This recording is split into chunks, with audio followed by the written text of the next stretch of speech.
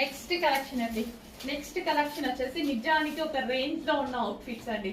ఈ ప్రైస్ కి ఎలా వస్తున్నాయని అందరూ షాక్ అయ్యేటువంటి కలెక్షన్.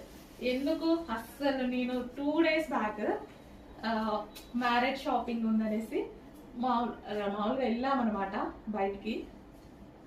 కంచిపట్ శారీస్ అట్లా కాస్ట్లీ శారీస్ అట్లాంటివి కావాల్సి ఉంటుంది కదా, అట్లా బయటకు వెళ్ళాం కదా. అప్పుడు కొన్ని బొటిక్స్ ని విజిట్ చేసాము. ఇంకా నాకు అలవాటు కదా అట్లా చేయడం. అసలు సేమ్ పీసెస్ అండి 10,000 రూపీస్ పెట్టారు హైదరాబాద్ లో. 10,000 రూపీస్.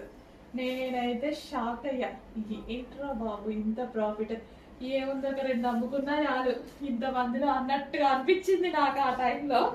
కానీ అసలు నా మనసు ఎందుకు ఒప్పుకోదు కదా అట్లాంటి వాటికి, అసలు ఎందుకు అట్లా పెట్టాలి అన్నట్టు అనిపిస్తుంది. చాలా రీజనబుల్. నేను ఎంత రీజనబుల్ అనేది ఇంకా నాకు ఆ మార్కెట్ చూసాక అర్థమైందనమాట.